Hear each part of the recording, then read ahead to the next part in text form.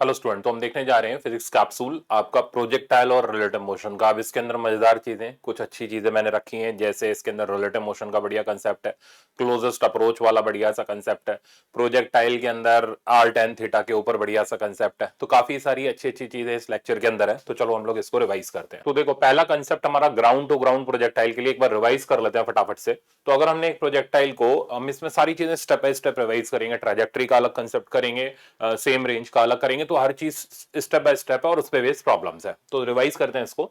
हमने एक ऑब्जेक्ट को यू की स्पीड से थीटा एंगल पर फेंका, ये इसकी रेंज हो गई, ये इसकी हाइट हो गई, ठीक है ना। पहले रेंज हाइट टाइम के बेसिक फॉर्मूले। तो बेसिक फॉर्मूले हो गए u square two sine theta cos theta divided by g, जिसको आप साइन टू थीटा भी लिख सकते हो, और इस तरीके से प्रिसाइसली भी अरेंज कर सकते हो, twice u x u y by जी।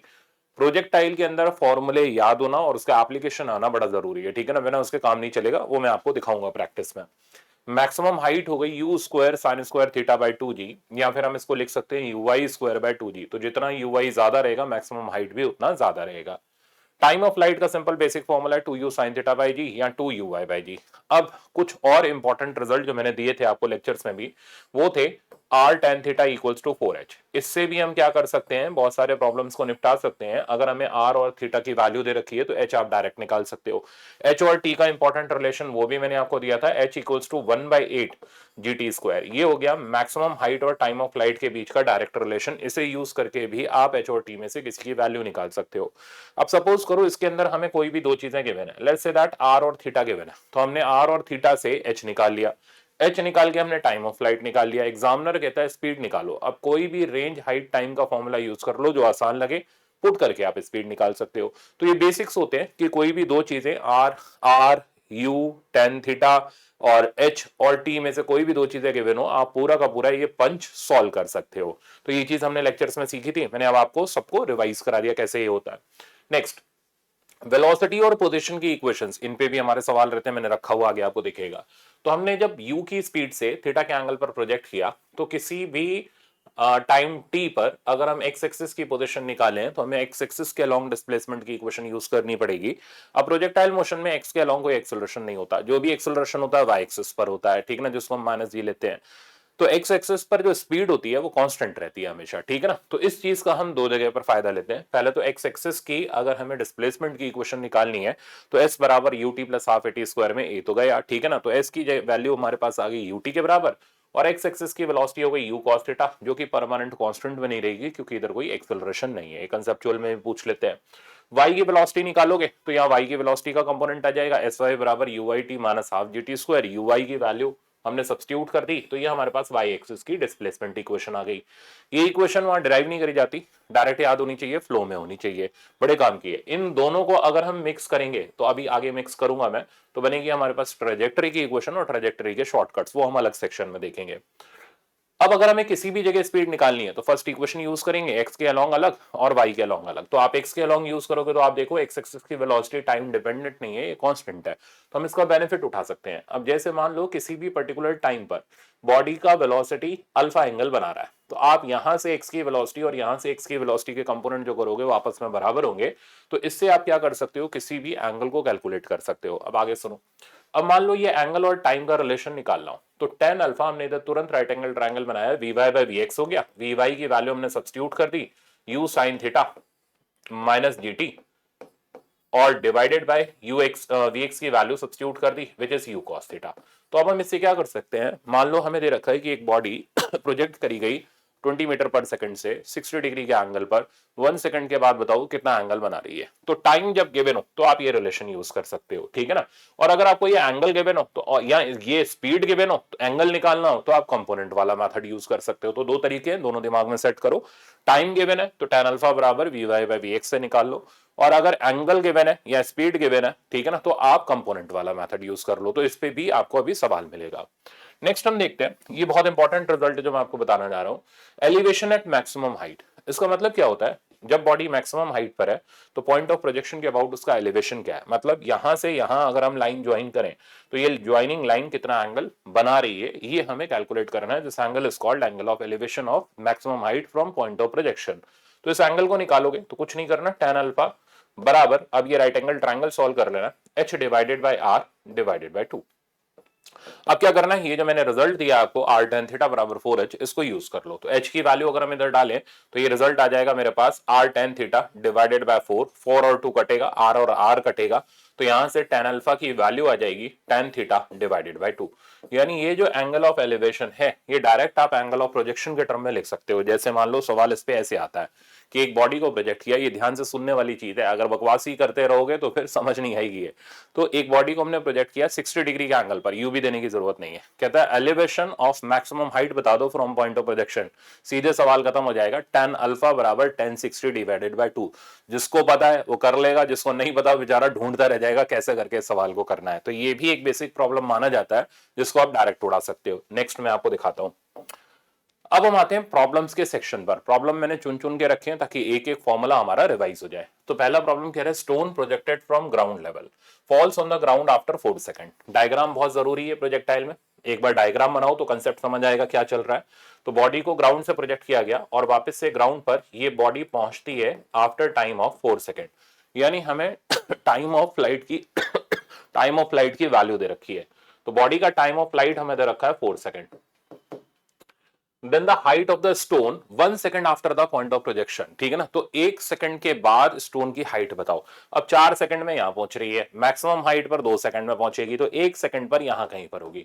नहीं, ये नहीं कि h/2 कर दिया आपने सीधे सीधे, वो हमें देखना पड़ेगा कितना हाइट होगा। तो इसका मतलब हमें ये चीज निकालनी है। अब बुद्धि क्या कहती है कि यार y का डिस्प्लेसमेंट निकालना है एट टाइम ऑफ 1 सेकंड। तो y की इक्वेशन तैयार है। तो y की इक्वेशन हो गई u sin theta t minus half g t square. अब सोचते हैं इसमें क्या क्या चाहिए। t हमें गिवन है 1 सेकंड का, हमें बेसिकली चाहिए u sin थीटा का फैक्टर। ये कहां से आएगा, इसके लिए कौन सा डेटा गिवन है वो देखना पड़ेगा। हमें गिवन है total time of flight. Total time of flight का फॉर्मूला होता है 2u sin थीटा बाय जी। तो स्ट्रैटेजी तैयार हो गई, टोटल टाइम ऑफ फ्लाइट से u sin थीटा उठाएंगे जिसको यहां पुट करके हम y निकाल लेंगे। सिंपल हो गया प्रॉब्लम। तो इस तरीके से दो इक्वेशन यूज करा के कोई ना कोई दो इक्वेशन, एक से वैल्यू निकलवाएगा दूसरे में सब्स्टिट्यूट करवाएगा। ये नीट लेवल का फेवरेट काम होता है, शुरू से ऐसा ही चला आ रहा है। तो अब टोटल टाइम ऑफ फ्लाइट को मैंने सिंप्लीफाई किया, 2u sin theta divided by जी।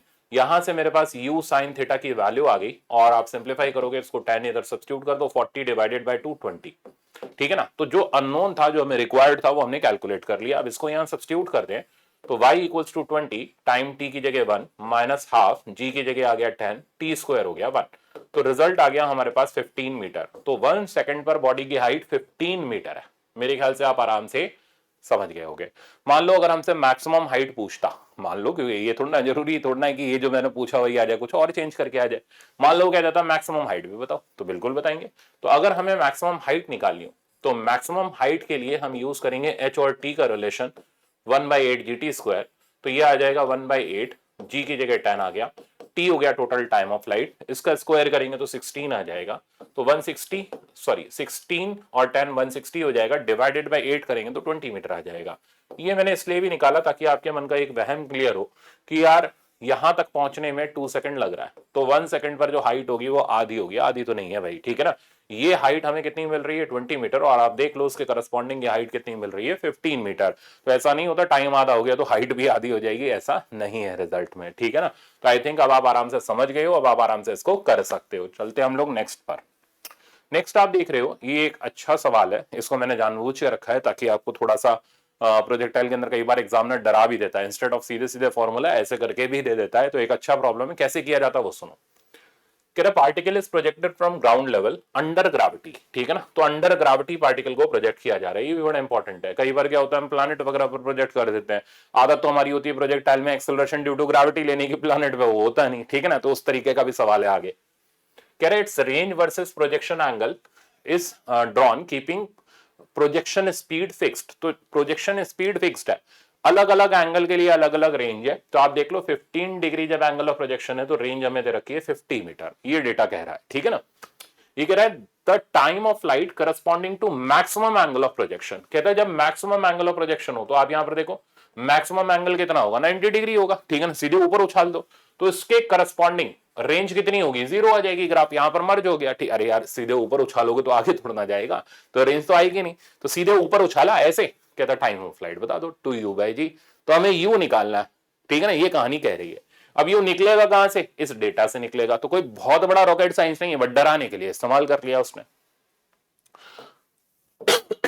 तो रेंज का फॉर्मूला मैंने यूज किया यू स्क्वायर साइन 2 थीटा। अब जो 15 डिग्री से डर रहे हैं वो सुनो, साइन 2 थीटा में 15 पुट करते ही 30 डिग्री हो जाएगा, डरने की जरूरत ही नहीं है। डिवाइडेड बाय जी की जगह मेरे पास आ गया 10। रेंज की वैल्यू इस पर्टिकुलर एंगल पर दे रखी है 50 मीटर, तो 50 बराबर you square sign 30 degree divided by 10।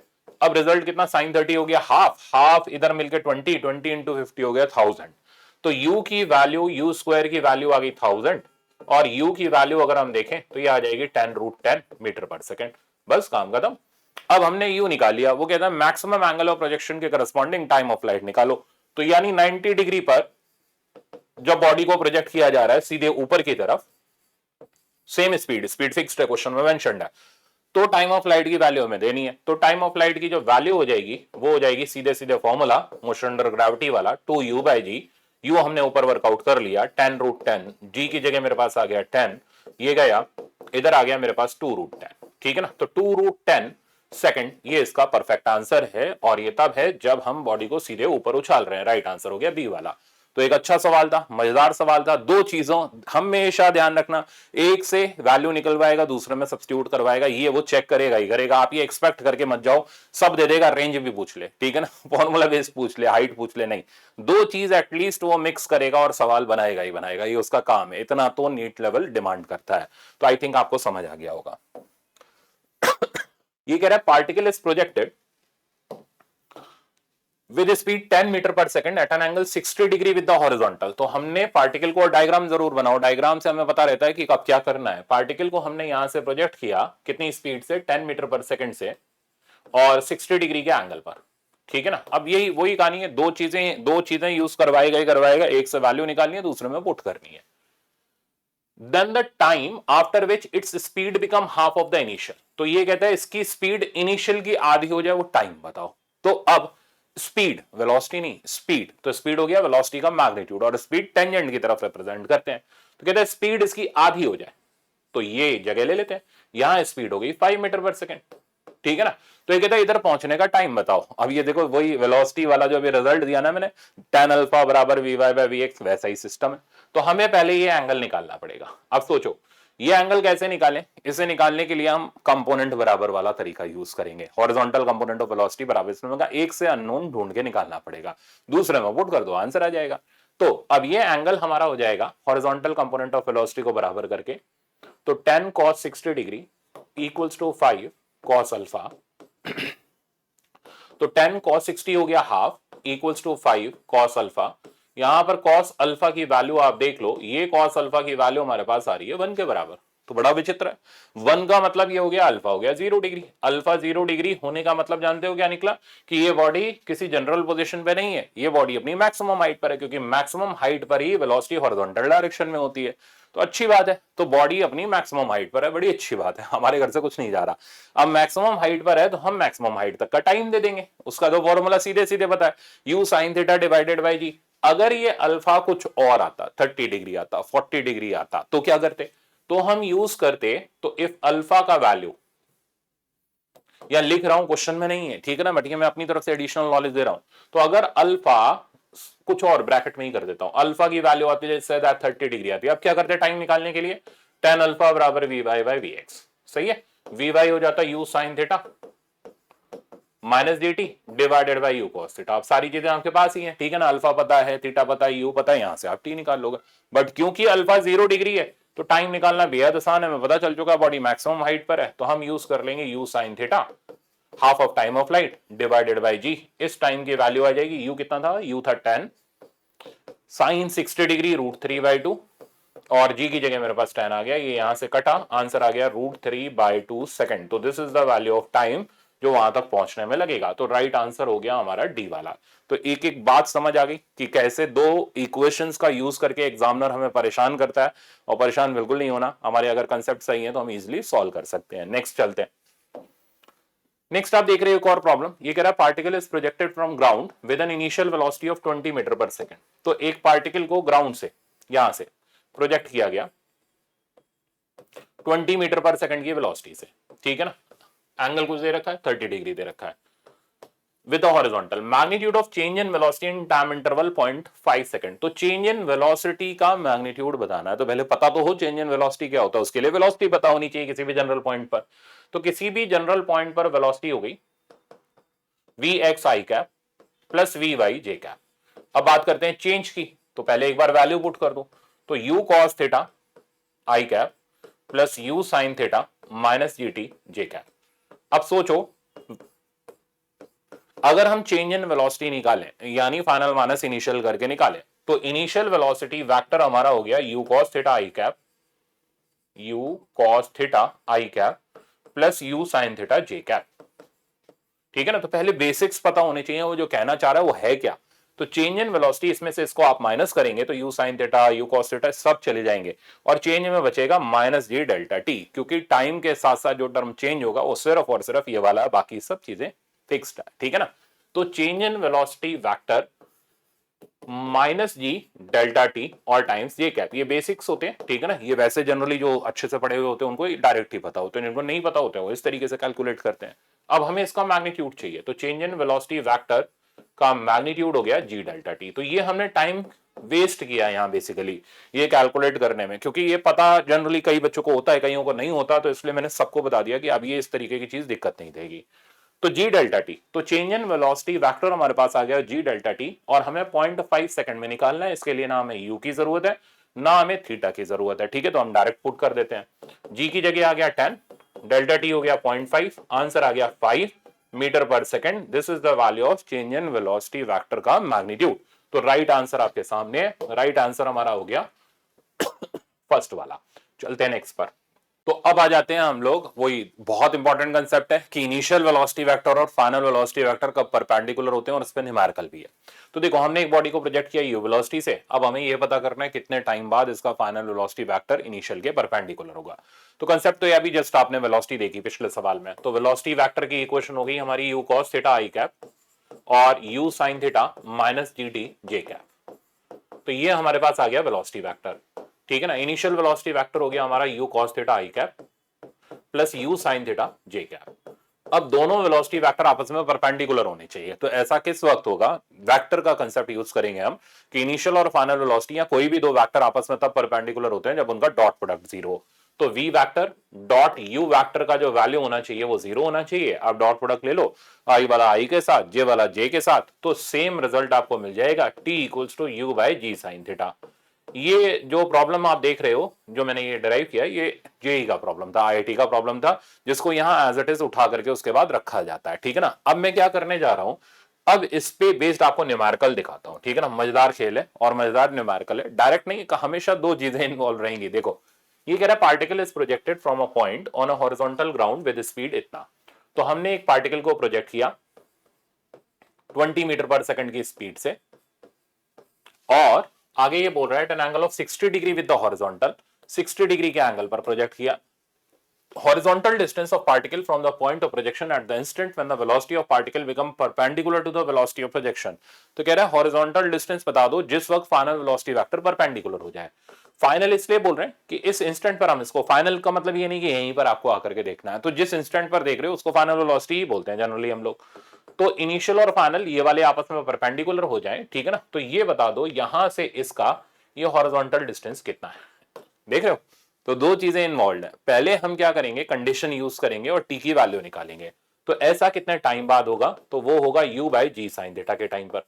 तो हमने फट से इनकी वैल्यू पुट करी, यू की वैल्यू में क्वेश्चन में दे रखी है 20, जी हमें पता है 10, और साइन 60 डिग्री, 60 डिग्री की वैल्यू साइन 60 डिग्री की √3/2 हो गई। सब्स्टिट्यूट कर देते हैं तो ये आ गया 4/√3। तो 4/√3 के सेकंड पर फाइनल वेलोसिटी वेक्टर या इस पॉइंट का velocity vector initial velocity vector के परपेंडिकुलर होगा। अब हमें निकालना है ये x, तो x के लिए हमने इक्वेशन यूज करी x equals to u cos theta into t. तो आप देख रहे हो एक से हमने वेरिएबल निकाला, दूसरे में हम पुट करेंगे तो हमारे पास वैल्यू आएगी। यही हमारे एग्जाम का ट्रेंड होता है। तो सब्स्टिट्यूट करते हैं, x की जगह हमारे पास आ गया, x की वैल्यू हमारे पास आ गई, u दे रखा है 20, cos 60 डिग्री हाफ हो जाएगा, t की जगह 4/√3 आ जाएगा, तो फाइनल आंसर हो गया 40/√3। तो 40/√3 मीटर का डिस्टेंस हॉरिजॉन्टली ये ट्रैवल करेगी, तब जाकर के वेलोसिटी वेक्टर्स आपस में परपेंडिकुलर हो गए। राइट आंसर हो गया हमारा डी वाला। तो एक एक प्रॉब्लम पे काम किया गया है, इस तरीके से सिलेक्ट करा गया है कि आपको मैक्सिमम नॉलेज मिल सके। तो अब अच्छे से सीखो, मास्टर शीट के अंदर भी सेम इसी तरीके से मैंने कंसेप्ट रखे हुए, उनको भी प्रैक्टिस करो और नंबर ला करके दिखाओ। चलते हैं हम लोग नेक्स्ट प्रॉब्लम पर।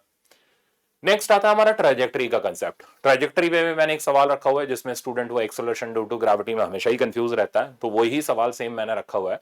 तो फिलहाल पहले कंसेप्ट, ट्रेजेक्टरी बनती है एक्स और वाई की इक्वेशन को मिक्स करके। जैसे एक्स की इक्वेशन थी हमारी u cos थीटा टी, मैं यहां पर कर रहा हूं, एक्स की इक्वेशन थी u cos थीटा टी।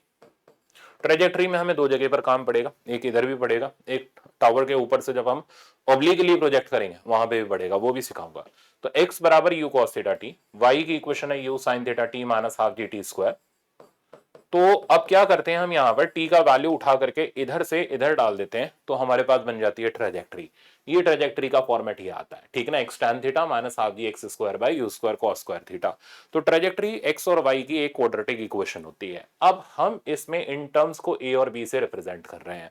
अब हमें इन ट्रेजेक्टरी की इक्वेशन पे गिवन प्रॉब्लम्स को सॉल्व करना है। पहले हमें रेंज निकालनी है।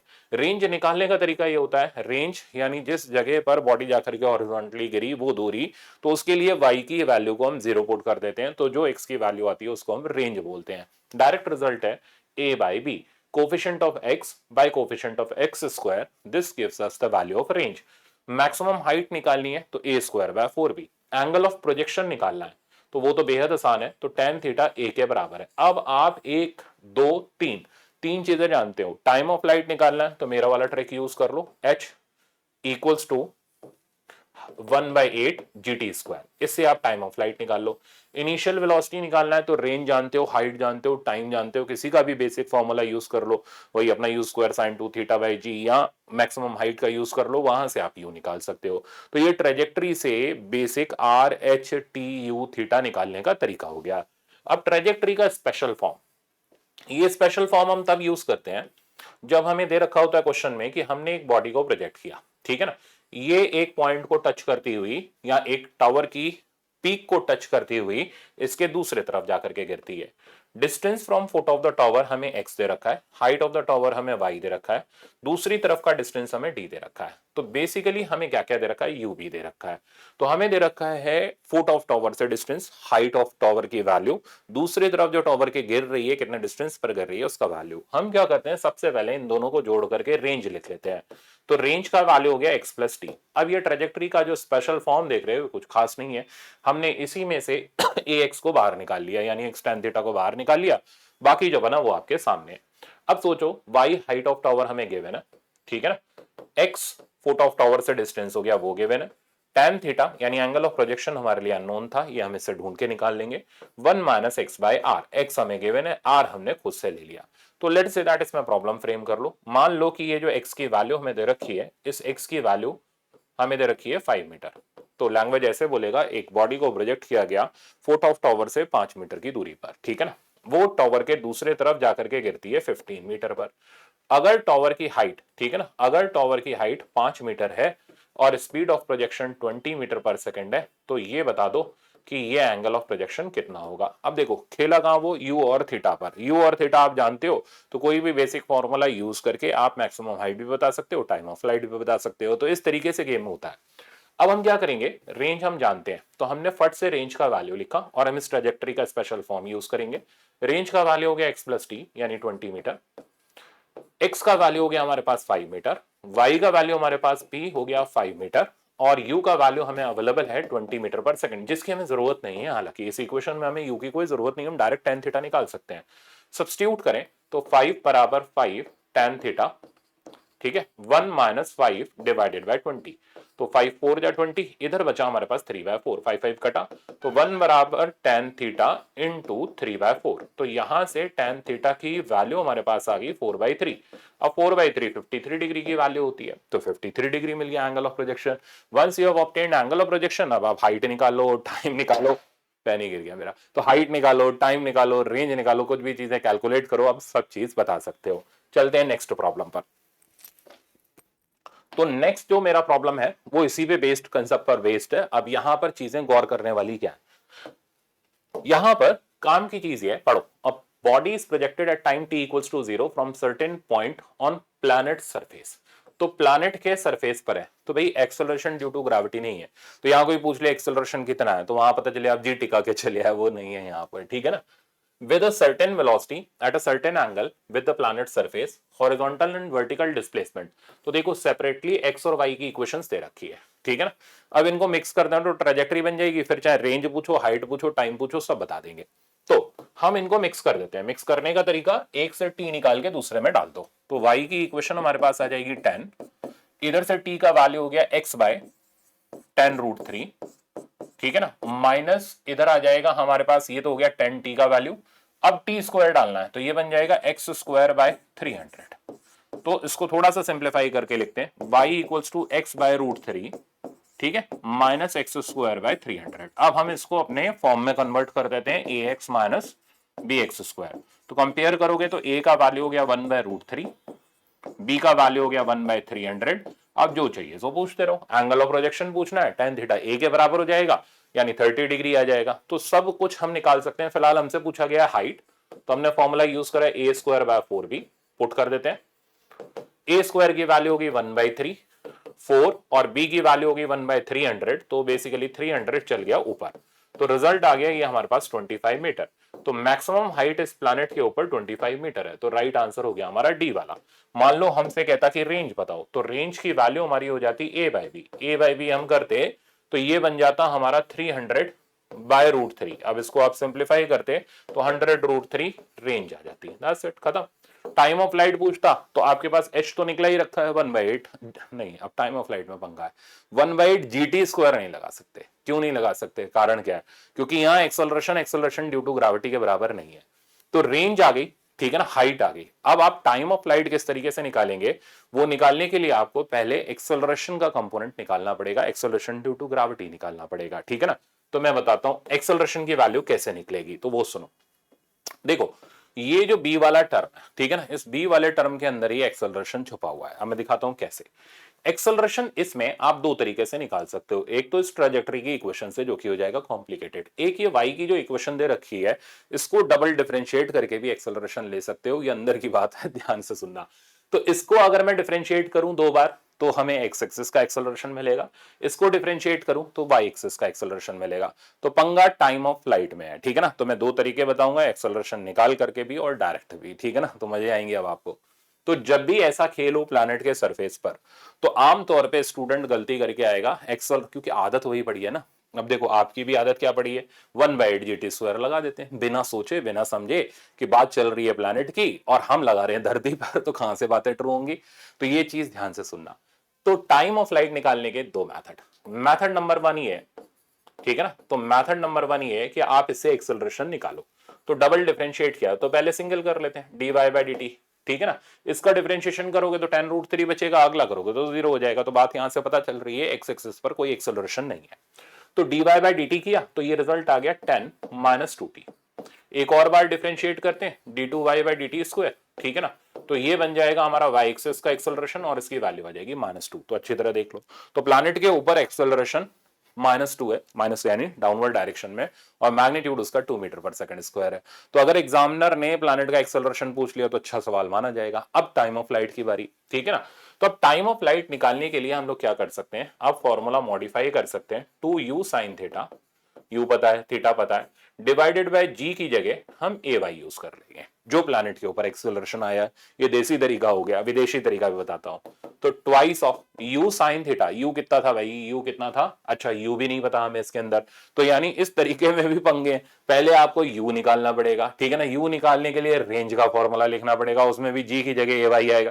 तो पंगे क्यों ले लें, ठीक है ना, इतने पंगे क्यों लेने, थोड़ा विदेशी तरीका लगा लेते हैं। वो ये, जब बॉडी टाइम ऑफ लाइट पर होगी तो अगेन y का डिस्प्लेसमेंट 0 होगा, यानी y की जो इक्वेशन है उसे 0 पुट कर दो, यहां से जो t आएगा वो टाइम ऑफ लाइट होगा। हो गया ना सस्ता सुंदर टिकाऊ तरीका। तो फॉर टाइम ऑफ लाइट, यहां पर हम क्या करते हैं, y को 0 पुट कर देते हैं। तो 10t बराबर t स्क्वायर तो टी की वैल्यू हमारे पास आ गई 10 सेकंड के बराबर।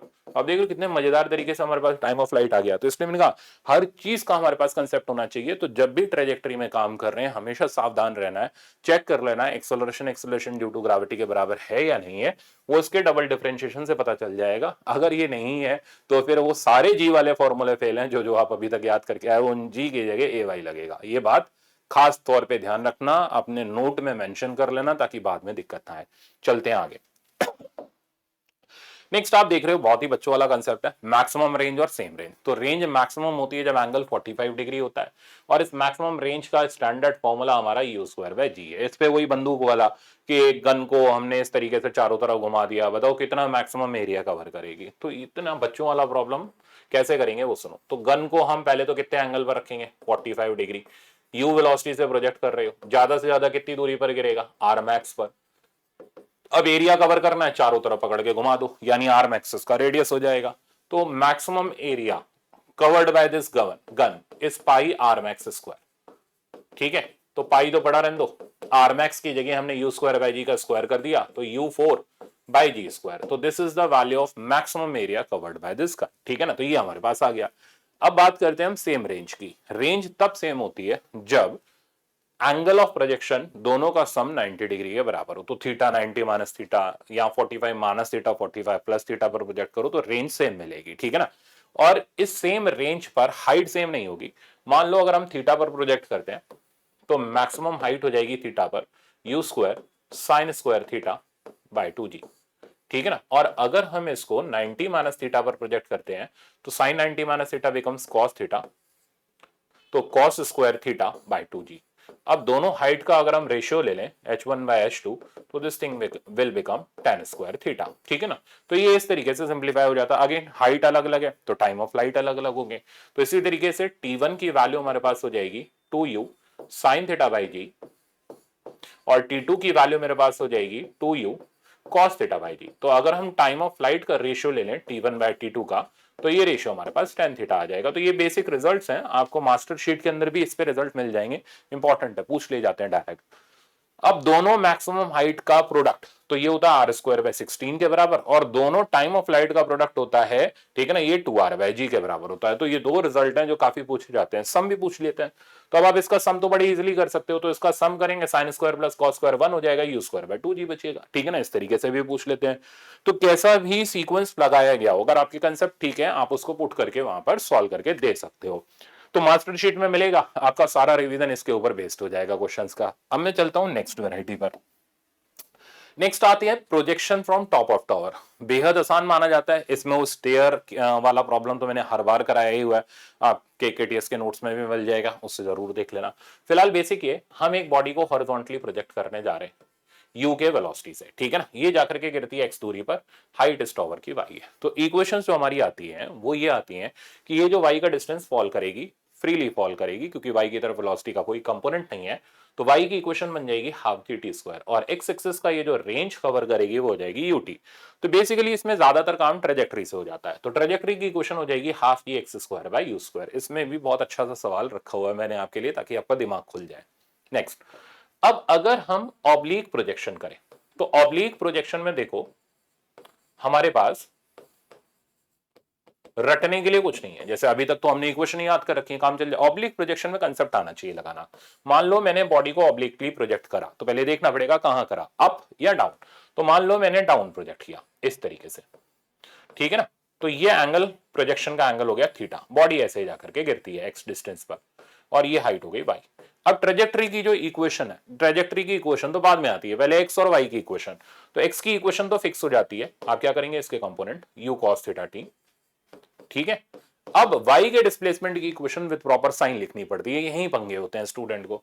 तो एस वाई मैं लिख के बता देता हूं, u y t half a y t square. जब आप इसमें विद प्रॉपर साइन पुट करेंगे सारी चीजें, तब आपकी प्रॉपर इक्वेशन बनेगी। तो डिस्प्लेसमेंट वाई एक्सिस का इनिशियल ये है, फाइनल ये है। तो वाई एक्सिस का डिस्प्लेसमेंट नीचे की तरफ है, डाउनवर्ड डायरेक्शन में कोई भी चीज है साइन नेगेटिव लेंगे, ठीक है ना। या तो आप साइन कन्वेंशन रिवर्स कर दो, चॉइस आपकी है, ठीक है ना। तो ये थोड़ा ध्यान रखना पड़ता है साइन कन्वेंशन का वाई की इक्वेशन लिखते वक्त। तो एस वाई की जगह आ गया माइनस वाई, यू वाई यानी इस वेलोसिटी का वाई कंपोनेंट वो भी नीचे है तो माइनस साइन आएगा, minus you sine theta. T और ए वाई तो परमानेंट ही नीचे है, तो minus half g t square. तो आप जरा गौर करो, यहां माइनस साइन पूरी इक्वेशन से कट जाएगा और इक्वेशन वाई की आ जाएगी you sine theta T plus half g t square. अब ट्रेजेक्टरी बनाने के लिए वही रामायण, टी की वैल्यू यहां डाल दो, तो ट्रेजेक्टरी की इक्वेशन आ जाएगी एक्स tan थीटा, और ये जो माइनस आता था इसकी जगह प्लस आ जाएगा half g x square by u square cos square theta. तो चीजें वही हैं, बस रटना नहीं होता इन चीजों को उस टाइम पर कैलकुलेट करना आना चाहिए। अब ऑब्लिक प्रोजेक्शन में करवाता क्या है वाई की इक्वेशन यूज करवा के टाइम निकलवा लेगा, इसमें पुट करवा के एक्स निकलवा लेगा, तो इस तरीके का कुछ होता है, सवाल दिख जाएगा आपको। अब यही चीज ऊपर की तरफ प्रोजेक्ट करी गई होती तो यहां पंगा ये होता, डिस्प्लेसमेंट तो नेगेटिव ही होता, बट ये वाई का कंपोनेंट जो आता ये अपवर्ड डायरेक्शन में आने की वजह से पॉजिटिव साइन का हो जाता। तो इक्वेशन में ये पॉजिटिव होता, ये नेगेटिव, तो सिंप्लीफाई करते माइनस साइन हटाते तो ये इधर नेगेटिव ट्रांसफर कर देता, ये चीजें पॉजिटिव हो जाती और ट्रेजेक्टरी की इक्वेशन बनती y बराबर minus x tan theta plus half g x square by u square cos square theta. तो ये बेसिक होते हैं, ये अगर आपको लगाने आते हैं तो आप प्रोजेक्शन फ्रॉम टॉवर के मास्टर हो, ठीक है ना। नहीं आते तो सीख लो कैसे लगाते हैं। आप सवाल दिखाता हूं, जैसे ये रहा प्रॉब्लम, ये कह रहे हैं object is throne from point A horizontally, और ये सवाल कोई भी मैंने सीधा सीधा नहीं रखा है कि आए फॉर्मूला लगाया नमस्ते करे चल दिए, हमेशा दो चीजों का यूज इसमें रखा है। पॉइंट ए से हॉरिजॉन्टली हमने प्रोजेक्ट किया, ठीक है ना, hits the ground 3 second later, तो ग्राउंड पर हिट करती है 3 सेकंड पर, यानी हमें टोटल टाइम की वैल्यू गिवन है विच इज 3 सेकंड। आगे the line from A to B, तो ये कहता है अब ये जो लाइन हम ज्वाइन कर रहे हैं ना ए से बी में, ये 30 डिग्री का एंगल बना रही है हॉरिजॉन्टल से। अब बात आती है इसका काम क्या है, ठीक है ना, ये जो ज्वाइनिंग लाइन होती है, ये एंगल ऑफ डिप्रेशन जो बोल रहे हैं, इसका काम क्या है, इसका काम है इस राइट एंगल ट्राइंगल में घुसना। अब वो आपको एक्स और वाई दोनों में से कुछ ना कुछ एक चीज गायब करेगा, दूसरी चीज ट्राइंगल में टेन थीटा की हेल्प से आपको निकालनी पड़ेगी। जैसे इसने हमें टाइम दे दिया, अब हम इक्वेशन सोचते हैं, y बराबर हाफ जी टी स्क्वायर लगेगी, ठीक है ना, इसमें ना हमें u चाहिए ना हमें कुछ और चाहिए, हम डायरेक्ट y निकाल सकते हैं। y पता चल गया, टेन थीटा यूज करके x निकाल सकते हैं। पूछा गया है इसने इनिशियल वेलोसिटी, हमें u निकालना है, x बराबर ut से हम u निकाल लेंगे, बन गया पूरा का पूरा सीक्वेंस तैयार। तो प्रोसेस यूज करते हैं इसके अंदर, पहले हम y निकालते हैं, तो दो इक्वेशनों का तो खेल है ही, y बराबर half g t square, T की वैल्यू हो गई 3, 3 का स्क्वायर हो गया 9, आंसर आ गया ये हमारे पास 9 और 90 डिवाइडेड बाय 2 45 मीटर। तो हमें y मिल गया 45 मीटर, फट से x निकाल लेते हैं, तो tan 30 डिग्री बराबर y बाय एक्स, सही है, यानी कि y तो हमें मिल गया 45, x की वैल्यू हम इधर से ढूंढ लेंगे, तो x की वैल्यू मिल गई 45 रूट 3, तो हमें पता चल गया 45 रूट 3 मीटर का x एक्सिस का डिस्प्लेसमेंट है, यानी इसकी रेंज है। और वो तो ये भी नहीं पूछ रहा, वो कह रहा है इनिशियल स्पीड ऑफ प्रोजेक्शन बताओ, तो x का इक्वेशन यूज करा ut, ठीक है ना, यहां पर वैल्यू पुट करा 45 रूट 3 इक्वल्स टू u, और t की वैल्यू हम जानते हैं 3, तो यहां से u की वैल्यू आ गई 15 रूट 3 मीटर पर सेकंड, तो हमने स्पीड ऑफ प्रोजेक्शन निकाल लिया, ठीक है ना। तो अब राइट आंसर हमारे पास आ चुका है, और इसका राइट आंसर है 15 रूट 3 के हिसाब से ए वाला। आप इसमें और भी कुछ कर सकते थे, जैसे आपने एक्स निकाला, ट्रेजेक्टरी की क्वेश्चन यूज कर लो, उससे भी यू आ जाएगा, फिर तो हमारे पास नंबर ऑफ तरीके हैं, कुछ भी लगा लो आंसर आ जाएगा आपके पास। तो आई थिंक हॉरिजॉन्टल प्रोजेक्शन समझ आ गया होगा। इसी तरीके का ये जो एंगल वाला लफड़ा अभी मैंने ट्रायंगल के अंदर सिखाया, इसी पे बेस्ड एक और सवाल है। अब इसको देखो, डायग्राम बहुत जरूरी है, बिना डायग्राम के सवाल मत करना। Man throws a packet from top of the tower, तो ये कोई टावर है, इसके टॉप से यहां से एक पर्सन पैकेट फेंकता है, आगे बढ़ो, directly aiming at his friend who is standing on the ground. अब ये पता नहीं इसका दोस्त कैसा है, ये कह रहा है इसको ही मैं सीधे निशाना लगा करके मारूंगा, तो दोस्त तो नहीं दुश्मनी है, कहने का दोस्त है, तो इसकी तरफ ये सीधे एम करते हुए मारता है। अब क्या पहले तो ये सीधे जाएगा, नहीं, प्रोजेक्टाइल पैराबोलिक पाथ फॉलो करता है, ठीक है ना, तो पैराबोलिक पाथ फॉलो करेगा तो पहले ही गिर पड़ेगा। पढ़ो आगे, at a certain distance from the base of the tower and this distance is same as the height of the tower। तो ये कह रहे हैं ये जो पर्सन खड़ा हुआ है, ये जितने डिस्टेंस पर खड़ा हुआ है, ये हाइट ऑफ द टावर के बराबर है, यानी ये और ये हमें बराबर दे रखे हैं। काम इसका काम ये है, जानते हो क्या काम पड़ा, अब उसने आपको ये ट्राइंगल में परपेंडिकुलर और बेस दे दिया, यानी एंगल निकालने का न्योता दे गया आपको, तो आपने तुरंत ये एंगल थीटा लिया, फट से टेन थीटा की वैल्यू पकड़ी, जो की हो गई h बाई एच, जो की हो गई 1, तो थीटा की वैल्यू मिल गई 45 डिग्री। इससे क्या मिला, इससे हमें इसका डाउनवर्ड एंगल ऑफ प्रोजेक्शन मिल गया 45। तो इनडायरेक्ट अप्रोच लगा करके ये देता है, ऐसे सवाल बनाता है। आगे आगे बोल रहा है the packet is thrown with a speed of 4 metre per second, तो स्पीड दे रखी है 4 मीटर पर सेकेंड। आगे and it hits the ground midway between the tower base and is front, तो मिडवे यानी ये h/2, तो अब जो x की वैल्यू है वो h/2 है, कहता है ये यहां पर हिट कर रहा है, तो करें क्या, हाइट ऑफ द टॉवर बता दो। अब क्या करना पड़ेगा, इक्वेशन यूज करनी पड़ेगी हाइट ऑफ द टॉवर के लिए। कौन सी, इसके ट्रेजेक्टरी की इक्वेशन यूज कर लेते हैं, y पता ही है, h पता ही है, ट्रेजेक्टरी अभी जस्ट मैंने बता दी डाउनवर्ड प्रोजेक्शन की, तो ट्रेजेक्टरी की इक्वेशन होगी x tan थीटा, क्योंकि अभी मैंने जस्ट डिराइव करी तो दोबारा तो मैं डेरिवेशन के मोड में नहीं हूं, x² / u² cos square theta, data put कर दो, h अपने आप आ जाएगा कूद कूद के। तो y की जगह हमारे पास अब सिर्फ वैल्यू डालनी है, साइन हम ऑलरेडी डाल चुके, उसको कैंसिल भी कर चुके, तो y की जगह h आ गया, x की जगह मेरे पास h/2 आ गया, tan थीटा tan 45 1 हो गया, डायरेक्ट ही पुट करो, हाफ g की जगह tan आ गया, नीचे u² हो गया 16 और cos स्क्वायर 45 हो गया 1/2, ठीक है ना, इंटू x² की जगह आ गया h²/4। एक एक चीज परफेक्ट है, सिंप्लीफाई करते हैं इसको, ठीक है ना, तो ये आई थिंक 2 और 2 कटेगा और इधर मेरे पास आ जाएगा h भी कट जाएगा, तो 1 बराबर 1/2 प्लस 10 डिवाइडेड बाय 16 4 जा 64, तो 5/32 हो गया ये, ठीक है ना, तो 5/32 इंटू एच। अब मैं देखता हूं कितना बनता है ये, तो इसको इधर ले जाएं घुमा करके, तो ये आ जाएगा 1/2 बचेगा इधर, 1 - ½ इक्वल्स टू 5/32 एच। तो एच का वैल्यू मेरे पास आ रहा है 3.2 मीटर, यानी टावर की मैक्सिमम हाइट हमें मिल रही है 3.2 मीटर के बराबर। आंसर करेक्ट दिख रहा है, सामने दिख रहा है, वो आंसर है थर्ड वाला। तो एक अच्छा सवाल माना जाता है मेरे ख्याल से। अब मैंने आपको सारे तरीके दे दिए जिनसे आप ऑब्लिक प्रोजेक्शन भी हैंडल कर सकते हो ट्रेजेक्टरी टावर के ऊपर से, हॉरिजॉन्टल प्रोजेक्शन भी कर सकते हो, सारी चीजें A to Z। अच्छा, प्लानिट वाला तरीका भी मैंने दे दिया ट्रेजेक्टरी के अंदर कैसे वो देखते हैं, तो सारी चीजें अब आपको समझ आ गई, बस अब प्रैक्टिस कर लेना मास्टर शीट से, काम ओके, ठीक है ना। चलते हैं आगे, अब हम आते हैं रिलेटिव मोशन पर। अब देखो रिलेटिव मोशन के अंदर मैंने 1 डायमेंशन 2 डायमेंशन दोनों तरीके के प्रॉब्लम रखे हैं, ठीक है ना, ये प्रॉब्लम और इसमें अपना वो स्पेशल केस जिसमें वो क्लोजेस्ट अप्रोच वाला आता है वो भी रखा हुआ है। तो फिलहाल पहले बेसिक रिवाइज कर लेते हैं। तो रिलेटिव मोशन, तो रिलेटिव मोशन मतलब एक पे बैठ करके दूसरे का मोशन ऑब्जर्व करना, ठीक है ना। तो जब भी हम किसी एक ऑब्जेक्ट पे बैठ करके दूसरे का मोशन ऑब्जेक्ट करते हैं तो बेसिक प्रिंसिपल है इसकी सारी चीजें जिस पे बैठते हैं दूसरे को ट्रांसफर कर देते हैं अपोजिट डायरेक्शन में। ये प्रैक्टिकल मेथड कहलाता है, इसमें सारी चीजें प्रैक्टिकली एग्जिस्ट करती हुई होती हुई दिखाई देती हैं, तो मजे आते हैं। लेक्चर मैंने ऐसे ही कराया हुआ है। अब थ्योरेटिकल मेथड हो गया कि रिलेटिव का फॉर्मूला, तो रिलेटिव मोशन का फॉर्मूला हो गया velocity of A with respect to B. इसका मतलब बी पर बैठ करके हम ए को देख रहे हैं, ये हो गया V A vector minus V B vector. ये वी ए कहां से लिया गया है, ग्राउंड से, कुछ नहीं बोला जाए तो ग्राउंड से लेते हैं। वी बी कहां से लिया गया, ग्राउंड से। वेक्टर हम तब लगाएंगे जब एक से ज्यादा एक्सिस की तरफ मोशन है, अदरवाइज साइन से काम चला लेंगे। अब इसमें हमारा आता है मैन एस्केलेटर प्रॉब्लम, ठीक है ना, ये आपके में आया हुआ था, डायरेक्ट ही आया हुआ था, तो मैंने थ्योरी रखी हुई है, पढ़ लो और फिर इस पे बेस्ड आगे सवाल देखेंगे। तो मैन एस्केलेटर बेसिकली एक 1 डायमेंशन का ही प्रॉब्लम है जिसको हम लोग यहाँ पर रिलेटिव मोशन से सॉल्व करते हैं।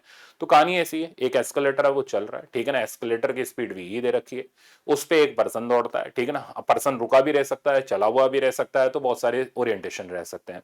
तो कह रहा है जब एस्केलेटर चलता है तो पर्सन को नीचे से ऊपर जाने में टी टाइम लगता है। कहता है जब एस्केलेटर बंद है और सिर्फ पर्सन चलता है तो टाइम टी कुछ और T2 ले लो वो लगता है।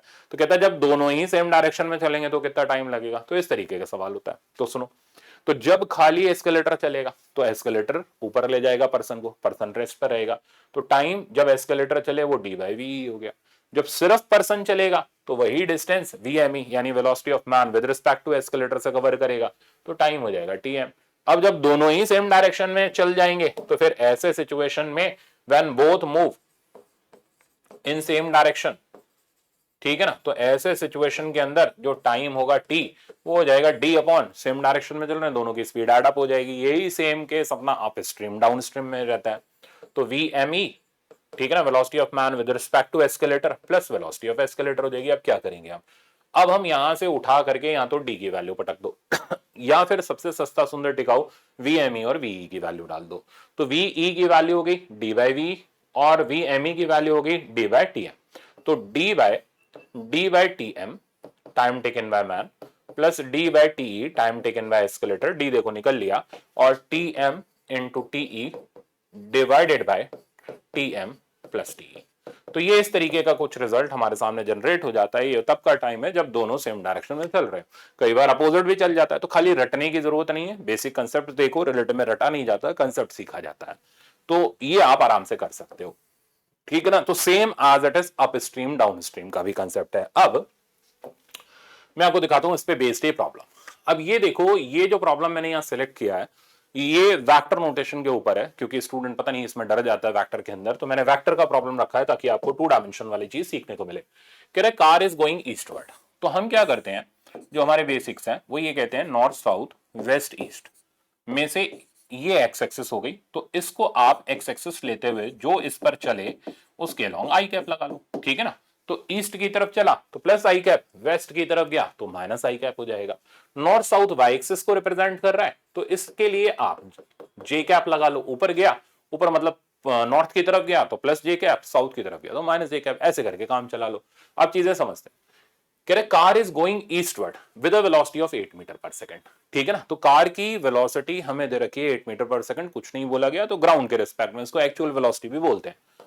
तो वेलोसिटी ऑफ कार हमारे पास हो गई 8 मीटर पर सेकंड, और कहां की तरफ है, ईस्ट की तरफ है, तो हमने वेक्टर लगा लिया आई कैप वाला। तो आई थिंक इतना तो समझ आ गया।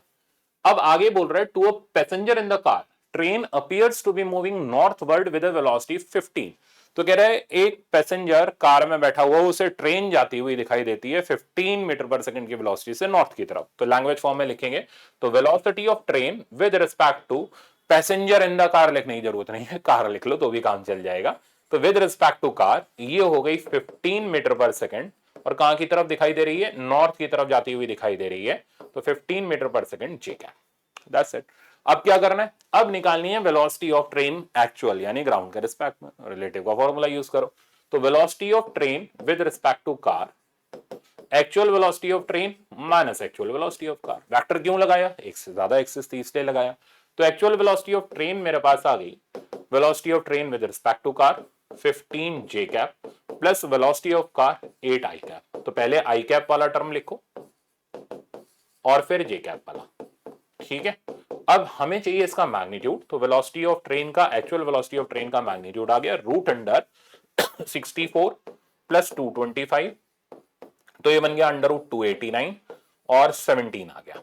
तो 17 मीटर पर सेकंड ट्रेन की एक्चुअल वेलोसिटी है। अब खैर इसमें तो मैग्नीट्यूड पूछा था, कई बार डायरेक्शन भी पूछ लेते हैं, वो कैसे मेंशन करेंगे। तो ट्रेन की वेलोसिटी आ गई, इसको आप डायग्राम में रिप्रेजेंट करो। तो 8 की वेलोसिटी एक्स एक्सिस की तरफ है, 15 की वेलोसिटी वाई एक्सिस की तरफ है। तुरंत पैरेललोग्राम बनाओ, रिजल्टेंट पकड़ो, ये हो गई वेलोसिटी ऑफ ट्रेन। अब कहां से नापना है, ये हो गया ईस्ट, ये हो गया नॉर्थ, दोनों ही से नाप सकते हैं। तो ना किसी ने बोल रखा है ईस्ट से ही नापा जाता है, ऐसा किसी ग्रंथ में तो नहीं लिखा, नॉर्थ से भी हो सकता, ऑप्शन डिपेंडेंट है ये चीज। तो मान लो मैं यहां से इस एंगल को निकालना चाहता हूं, अल्फा ले लिया, ये 15 है तो ये भी 15 हो गया, तो tan अल्फा की वैल्यू मिल गई कितनी, 15/8। तो अल्फा की वैल्यू मिल गई tan इनवर्स 15/8। अब लैंग्वेज का खेल आता है, तो इसकी लैंग्वेज क्या लिखी जाए, तो ईस्ट से ये नॉर्थ की तरफ है, अल्फा एंगल पर ईस्ट से नॉर्थ की तरफ, तो नॉर्थ ऑफ ईस्ट, ठीक है ना। उल्टा पढ़ो नॉर्थ ऑफ ईस्ट यानी ईस्ट से नॉर्थ की तरफ, तो हमेशा क्लियर रहोगे। तो ये इंग्लिश हिंदी का थोड़ा लफड़ा इसके अंदर उल्टा ही रहता है। कोई कहता है वेस्ट ऑफ नॉर्थ, तो नॉर्थ से वेस्ट की तरफ, ऐसे करके मतलब निकाला जाता है। तो tan inverse 15/8 north of east ये मूव कर रहा है with net velocity of 17 metre per second. ये ट्रेन की एक्चुअल वेलोसिटी है विद प्रॉपर डायरेक्शन मैंने आपको दे दी, मेरे ख्याल से समझ आ जाना चाहिए। नेक्स्ट दिखाता हूं प्रॉब्लम। नेक्स्ट ये कह रहा है, हाँ डायग्राम पे मत जाओ, इतना डरने की जरूरत नहीं है, रिलेटिव बहुत ही आसान होता है, 2-3 स्टेप में उड़ जाता है, और नहीं उड़ता तो फिर इंसान उड़ जाता है इसमें ठीक है, ये भी खासियत है रिलेटिव की। एन एयरप्लेन फ्लाइज बिटवीन, तो एक एयरप्लेन है वो फ्लाई कर रहा है between 2 cities separated by distance T, तो ये डी डिस्टेंस से 2 सिटी सेपरेटेड है। तो ये वही अप स्ट्रीम डाउन स्ट्रीम जैसा रिवर वाला जैसा प्रॉब्लम है, बस मैंने एयरप्लेन विंड वाला रख लिया। आगे ये कह रहे हैं assume the wind blows directly from one city to other, तो ये वेलोसिटी ऑफ एयर हमें इधर की तरफ दे रखा है। आगे बोल रहे हैं speed of aeroplane is v naught relative to air, तो v नॉट की velocity with respect to air है। जब भी हम टाइम वाइम निकालते हैं तो हमें चाहिए होती है ग्राउंड से वेलोसिटी, तो velocity of plane with respect to ground हमें चाहिए होगी। ये निकालने के लिए हम रिलेटिव मोशन यूज कर लेंगे। तो velocity of plane with respect to air, actual velocity of plane minus velocity of air. तो एक्चुअल वेलोसिटी ऑफ प्लेन आ गई, देख लो आप, plane with respect to air plus velocity of air. अब हम इसमें या तो वेक्टर डालेंगे या हम साइन डालेंगे सिचुएशन के हिसाब से, क्योंकि आगे और पीछे की तरफ ही मोशन हो रहा है तो हम साइन कन्वेंशन से काम चला लेंगे। ये नॉर्थ ईस्ट या ईस्ट नॉर्थ ऐसे चल रहा होता, वेक्टर लगाते हैं हम उसमें। तो velocity of plane with respect to air V naught दे रखा है, और अगर ये एयर की वेलोसिटी इसी तरफ है तो प्लस वी ए हो जाएगा। इसको हम बोलते हैं डाउन स्ट्रीम, ठीक है ना। तो सेम डायरेक्शन में जाने पर स्पीड प्लेन की बढ़ जाएगी, उल्टे आने पर तो ये हो गया सेम डायरेक्शंस, और मैं इसको लिखूं ए से बी।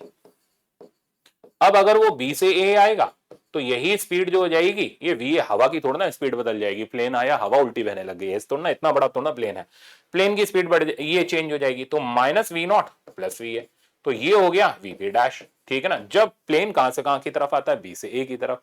अब हमें क्या करना है, टाइम निकालना है, तो टाइम हो जाएगा डिस्टेंस अपॉन स्पीड, तो टाइम ए से बी का हमारे पास आ जाएगा D upon V naught plus V है, ठीक है ना। और टाइम बी से ए आ जाएगा distance upon speed V two A, distance शब्द सुनो, डिस्टेंस अपॉन स्पीड, तो ये तो हो गई वेलोसिटी, स्पीड हो गई इसका मैग्नीट्यूड। अब देखो ऑब्वियसली प्लेन की स्पीड ज्यादा ही होनी चाहिए तभी वापस लौट के आ पाएगा, पता चले तूफान आ गया और प्लेन उसके साथ ही निकल लिया तो वो कहां से बी से ए आ पाएगा। तो इसका मैग्नीट्यूड अगर मैं इधर पुट करूं तो D upon V naught minus V A, सही है। ये थोड़ा सा केयरफुल रहना पड़ता है। अब ये कह रहा है टोटल टाइम बता दो, तो टोटल टाइम के लिए दोनों को एड अप कर दो, तो डी कॉमन हो जाएगा, टू वी ए ऊपर टू वी नॉट ऊपर आ जाएगा, नीचे आ जाएगा V naught square minus V A square. तो आई थिंक ये था सिंपल सा टास्क, बट इसमें कंसेप्ट ओरिएंटेड था। तो two D V naught by V square minus V A square कहां गया आंसर, ये रहा। तो ए वाला इसका राइट आंसर है। नेक्स्ट पर चलते हैं। नेक्स्ट कह रहा है पर्सन इन द एलिवेटर। ये एलिवेटर वाला बड़ा कॉमन प्रॉब्लम है, इसमें वो सिक्का उछालता पूछता कितने टाइम बाद हाथ में आया, ठीक है ना। तो प्रॉब्लम क्या है ना, elevator is accelerating upward with an acceleration of 2 metre per second square. तो एक्सेलरेशन लिफ्ट का हमें दे रखा है 2 मीटर पर सेकंड स्क्वायर, और ये लिफ्ट वाले तो हम लॉज ऑफ मोशन फ्रिक्शन में खूब खेलते हैं। Tosses a coin vertically upward with a speed of 20 metre per second. तो ये कॉइन 20 मीटर पर सेकंड से उछालता है, तो this is the speed of coin with respect to person in the lift, ground के रिस्पेक्ट में नहीं है। After how much time the coin fall back to his hand, तो कॉइन कितनी देर बाद इसके हाथ में आएगा। Observation with respect to lift चल रहा है, तो पहले एक्सेलरेशन, ये एक्सेलरेशन भी पूछ लेता है कंसेप्चुअल में, ऐसी वे में पूछा गया स्टूडेंट वहां भी बेचारा रो देता है। तो इस कॉइन का एक्सेलरेशन पर्सन के हिसाब से कितना होगा और ग्राउंड के हिसाब से कितना होगा। तो पर्सन क्योंकि लिफ्ट के अंदर है, तो एक्सेलरेशन ऑफ कॉइन, ठीक है ना, विद रिस्पेक्ट टू लिफ्ट। वैसे ये समझाना बहुत आसान रहता है जब हम सूडो फोर्स पढ़ा लेते हैं लॉज ऑफ मोशन में, बट कोई बात नहीं, अभी बता देता हूं। तो acceleration of coin with respect to lift कैसे निकालेंगे, बहुत सिंपल सा है। जो फोर्सेस लग रही हैं, एक तो mg लग रही है, ठीक है ना, तो इसकी वजह से हमें g मिल जाएगा, और एक ये a इसको उल्टा करके देना पड़ेगा क्योंकि हम इसमें फ्रेम में है। तो effective acceleration with respect to lift हमारा हो जाएगा g प्लस ए, ठीक है ना, जिसको हम रिटार्डेशन बोले तो ज्यादा अच्छा है। तो माइनस का g प्लस ए, माइनस इसलिए क्योंकि वेलोसिटी के अपोजिट डायरेक्शन में।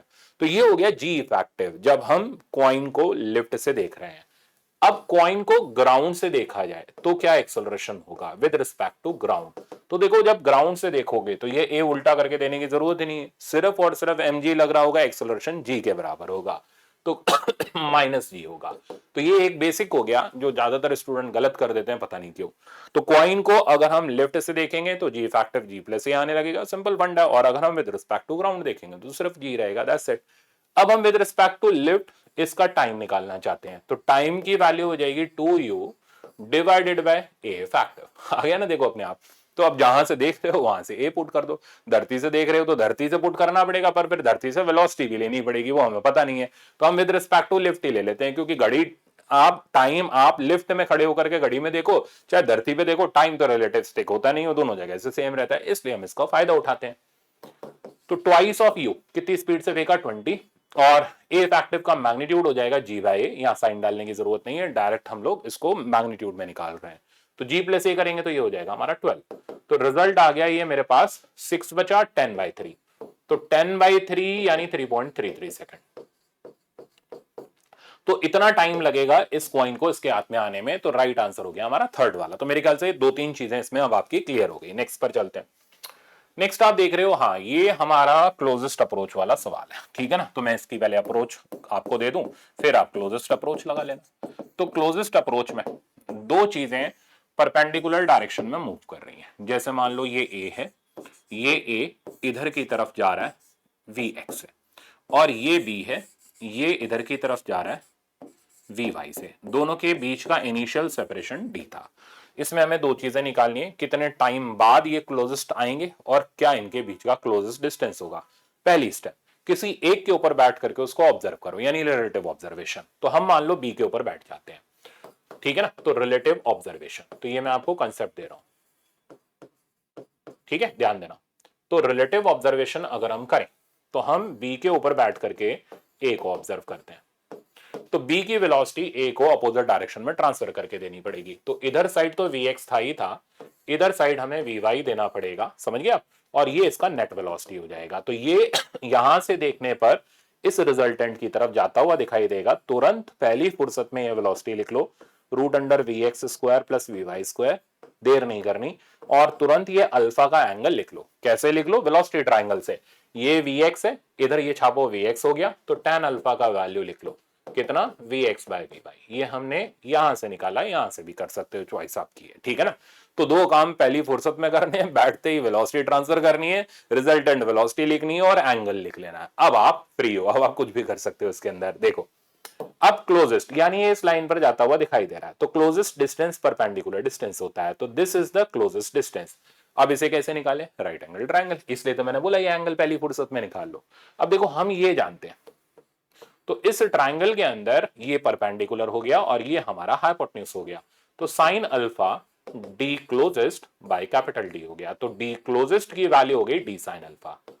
देख रहे हो कैसे एक लाइन में आया, ठीक है ना। तो अल्फा निकालना कंपल्शन है, इसके बिना आंसर नहीं आएगा। अब हमें चाहिए यहां से यहां तक का टाइम, ए से क्लोजेस्ट पॉइंट तक का टाइम। तो टाइम कैसे निकलेगा? ये डिस्टेंस बाय इधर की स्पीड, स्पीड हम पहली फुर्सत में निकाल चुके, ये डिस्टेंस हम निकाल लेते हैं। तो कैसे निकालेंगे? वही right angle triangle base upon hypotenuse. तो डिस्टेंस ऑफ ए से सी बाय डी बराबर कॉस अल्फा। तो ए से सी का डिस्टेंस हो गया डी कॉस अल्फा। तो आप सारा गेम देख रहे हो, अल्फा का है, तो जो अल्फा निकालना आ गया उसको खेल आ गया, ठीक है ना। वो क्लोजेस्ट में कभी मात नहीं खाएगा। अब टाइम कितना हो जाएगा? डिस्टेंस अपॉन स्पीड, यानी D cos alpha divided by net speed v, ठीक है ना। तो इससे आप क्लोजेस्ट आने का टाइम निकाल सकते हो। तो आपको दूरी निकालना सिखा दिया, टाइम निकालना सिखा दिया, पूरा कंसेप्ट मैंने दे दिया। अब सवाल उड़ा देते हैं। कह रहा ship is moving westward with a speed of 10 kilometre per hour and ship B 100 kilometre south of A is moving northward with the same speed. तो डायग्राम ये रहा। कह रहा है ये एक शिप है, ठीक है ना, बी वाला, ये वेस्ट की तरफ जा रहा है, यानी ये Vx हो गया 10 किलोमीटर पर आवर। और इसके साउथ में यानी इधर साइड पर एक ये ए शिप है जो नॉर्थ की तरफ जा रहा है, यानी ये Vy हो गया, ये भी 10 किलोमीटर पर आवर से जा रहा है, समझ गए। और ये डिस्टेंस जो हमें दे रखा है 100 किलोमीटर दे रखा है, 100 ही दे रखा है ना, हाँ 100 किलोमीटर दे रखा है। क्वेश्चन में क्या जानकारी मांगी गई है? ये कह रहा है the time after which distance is shortest and the shortest distance. Time भी बता दो, डिस्टेंस, दोनों ही चीजें बतानी है, ठीक है भाई। तो पहला काम, इसके ऊपर बैठ करके वेलोसिटी ट्रायंगल पूरा कर लेते हैं। अब जगह थोड़ी सी कम है मेरे पास, कोई बात नहीं। तो ये वेलोसिटीज हमने इधर ट्रांसफर कर दी। देख रहे हो Vx और Vy दोनों बराबर है, रिलेटिव ऑब्जर्वेशन कर रहे हैं, ठीक है ना। तो पहली चीज मैंने क्या बताई? Net velocity. तो नेट वेलोसिटी हो गई इसका स्क्वायर प्लस इसका स्क्वायर tan√2। एंगल थोड़ा सा लीनियंसी ले रहा हूं, डायरेक्ट लिख रहा हूं, 45 डिग्री आ गया। दोनों वेलोसिटीज बराबर है, tan अल्फा 1 हो जाएगा, बस खेल खत्म। अब यहां पर अब आपका सारा खेल इस ट्रायंगल के अंदर निपटारा हो जाएगा। आप यहां से बैठ के देख रहे हो, ये परपेंडिकुलर डाला, ये क्लोजेस्ट डिस्टेंस हो गया, ये 100 किलोमीटर हो गया, ठीक है ना। तो क्लोजेस्ट डिस्टेंस की वैल्यू हो गई 100 साइन अल्फा। साइन अल्फा की वैल्यू हमारे पास आ गई 100 इंटू 1/√2, यानी ये आ गया 50√2 किलोमीटर। तो 50√2 किलोमीटर इसके पास का डिस्टेंस हो जाएगा जो उसको दिखाई देगा। अब टाइम, तो टाइम की वैल्यू हो गई डिस्टेंस ये वाला जो कि D cos alpha divided by net velocity. तो डी की वैल्यू हमारे पास है 100, कॉस अल्फा अगेन 1/√2 और नेट वेलोसिटी इज कितनी? tan√2। तो सिंप्लीफाई करेंगे तो ये रिजल्ट आ जाएगा 5। तो 5 घंटे बाद उसको पास सबसे पास दिखाई देगा, और जितना पास दिखाई देगा वो डिस्टेंस होगा कितना? 50√2। तो टाइम भी मिल गया, डिस्टेंस भी मिल गया, कंसेप्ट भी आ गया, सवाल भी बन गया, सारी चीजें एक ही बार में पूरी हो गई। तो राइट आंसर इसका हो गया 5 आवर और 50√2। तो 5 आवर 50√2 के हिसाब से बी ऑप्शन करेक्ट है। नेक्स्ट पकड़ते हैं सवाल। अब ये कह रहे हैं 3 person start moving from vertices. ये वही इक्विलेटरल ट्रायंगल है। बहुत से बच्चे खुश हो, अरे ये तो हमें आता है, अरे मैंने चेंज कर दिया, ठीक है ना। तो गुरु गुरु होता है, चेला चेला होता है, कुछ ना कुछ तो हम ऐसी चीजें रखते ही हैं कि थोड़ा तो इनको नया सिखाया जाए। तो पार्टिकल इक्विलेटरल ट्रायंगल पर है, एक दूसरे की तरफ अप्रोच कर रहे हैं, ठीक है, इस तरीके से। और ऐसे पार्टिकल आपने देखा हो, बहुत ही कॉमन प्रॉब्लम है, जाकर के सेंट्रॉइड पर मिलते हैं, ठीक है ना। ये डिस्टेंस एल है। तो अब हमें पहले तो पता करना है कितने टाइम बाद ये मिलेंगे। ये निकालने का तरीका, किसी भी दो पार्टिकल को पकड़ो, उसकी लाइन को सिंप्लीफाई कर लो। तो हम इसको पकड़ते हैं, ठीक है ना, इस वेलोसिटी के कर लेते हैं कंपोनेंट। इधर आ जाएगा u cos 60 यानी u/2, इधर आ जाएगा u sin 60 यानी u√3/2। अब क्या सिखाया हुआ मैंने इसके अंदर कि रिलेटिव वेलोसिटी निकालो, किस वेलोसिटी से अप्रोच कर रहा है। तो इस पे बैठ करके इसको देखोगे तो ये इसमें ऐड हो जाएगा, वेलोसिटी ऑफ अप्रोच हमें मिल जाएगी 3u/2। तो पार्टिकल जिस वेलोसिटी से अप्रोच कर रहा है वो हो गई 3u/2। कितना डिस्टेंस इनके बीच का नापना है, l के बराबर। तो टाइम ऑफ अप्रोच हो जाएगा l/3u/2। ये तो मैंने पहले भी सिखाया हुआ है, सबको सिखाया हुआ है, इतने में तो किसी को दिक्कत ही नहीं है। सवाल क्या पढ़ो, ये कह रहा है एवरेज वेलोसिटी बताओ, कह रहा है एवरेज वेलोसिटी बताओ जहां ये मिलेंगे। अब हो गया खेल, ठीक है ना। तो अब इस खेल में कैसे हम लड़ाई जीतेंगे वो सुनो, बहुत सिंपल है, अपने कंसेप्ट पर टिके रहते हैं। एवरेज वेलोसिटी क्या होती है, डिस्प्लेसमेंट अपॉन टाइम। टाइम तो सबको आता है, डिस्प्लेसमेंट भी तो सबको आता है, क्यों दिमाग इतना ज्यादा पजल्ड करते हो, डिस्प्लेसमेंट भी तो सबको आता है। मिल कहां रहे, सेंटर पर मिल रहे हैं, तो डिस्प्लेसमेंट कितना हो गया, यही तो हो गया। तो this is the value of displacement. ये डिस्प्लेसमेंट सेंटर से कॉर्नर तक की दूरी है। इक्विलेटरल ट्रायंगल में l/√3 होती है, पता तो है। अब वहां सर सब कुछ पता, आपको अपने ऊपर भरोसा ही नहीं रहता कि हमें सब कुछ आता है। नहीं, इतना भी भरोसा नहीं रखना कि सब कुछ आता है, सीखना पड़ता है हर चीज।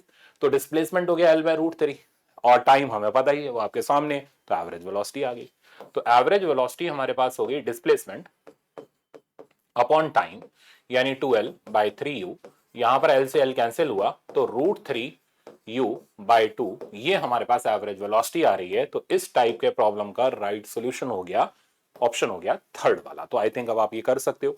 लेक्चर वाले जो स्टूडेंट्स हैं उनको मैंने यहाँ पर स्क्वायर भी बनाया है, पॉलीगन भी बनाया है, तो उसमें भी आप सॉल्व कर लेना, एवरेज वेलोसिटी निकाल के देख लेना, आपका रिवीजन बढ़िया हो जाएगा। नेक्स्ट अब देखो, अब घिसा पिटा काम है, वही मैन को नदी पार करानी है, ठीक है ना। और इसके दो स्पेशल केसेस हैं और मैंने सवाल रखे हुए हैं, छूटने तो है नहीं कुछ। और फिर वो मैन रेन वाला खेल है। तो देखो, मैन को नदी मिनिमम टाइम में पार करनी है। तो नदी मिनिमम टाइम में तब पार होती है जब मैन अपने सारे के सारे एफर्ट रिवर के परपेंडिकुलर डायरेक्शन में लगा दे, यानी मैन इस डायरेक्शन में तैरना शुरू करे। तो this is the velocity of man with respect to river, ठीक है ना। अब मैन अपने सारे एफर्ट इधर लगा देता है, तो इसका मतलब ये वाला जो डिस्टेंस है सबसे जल्दी कवर होगा, इसलिए तो हम बोलते हैं मिनिमम टाइम। अब होगा तो ये कवर, बट ये जो रिवर है ये भी तो कुछ ना कुछ एक्ट करेगी। ये क्या करेगी, तो मैन इधर हाथ पांव मार रहा है, मतलब मैन ने ऐसे करके तैरना शुरू किया। मैं डायग्राम से दिखाता हूं, ठीक है ना। तो ये मैन इस तरीके से तैर रहा है, बट ये रिवर क्या कर रही है, इसको इधर ड्रिफ्ट कराती चली जा रही है। तो आप देखो जरा मैन का ओरिएंटेशन कैसा है। मैन का ओरिएंटेशन ऐसा है, यानी ये स्विम करने के लिए हाथ पांव इधर ही मार रहा है, बट नदी इसको साइमल्टेनियसली आगे धक्का देती जा रही है, ठीक है ना। तो पहुंच तो गया, पार तो उतर गया नदी के मिनिमम टाइम में, पर वहां नहीं उतरा, बिल्कुल सामने नहीं उतरा, थोड़ा सा आगे जाकर के उतरा। ये खेल है इसका। तो ये जो चीज कहलाती है, इसको कहते हैं रिजल्टेंट वेलोसिटी, जो हमें ग्राउंड से दिखाई दे रही है। जितने एंगल पर दिखाई दे रही है उसको हम अल्फा नाम दे देते हैं। तो बेसिक क्या है, मैन परपेंडिकुलर हाथ पांव मारेगा, तब जाकर के वो मिनिमम टाइम में क्रॉस करेगा, बट थोड़ा आगे ड्रिफ्ट हो जाएगा। सीक्वेंस कैसे स्टार्ट होता है, सबसे पहले हम ये टाइम निकालते हैं। तो टाइम टू क्रॉस रिवर, तो ये हो जाएगा डिस्टेंस अपॉन उधर की स्पीड, VMR। अब इतने टाइम तक जब तक वो तैर रहा है, रिवर इसको आगे धक्का देती जा रही है, यानी अब हम ड्रिफ्ट निकालते हैं। तो ड्रिफ्ट हो गया, डिस्टेंस हो गया, एक्स एक्सिस का डिस्टेंस हो गया उधर की वेलोसिटी इनटू टाइम। तो एक्स की वेलोसिटी इनटू टाइम। अब एक्स एक्सिस की तरफ कौन इसको ड्रिफ्ट करा रहा है, सिर्फ और सिर्फ रिवर।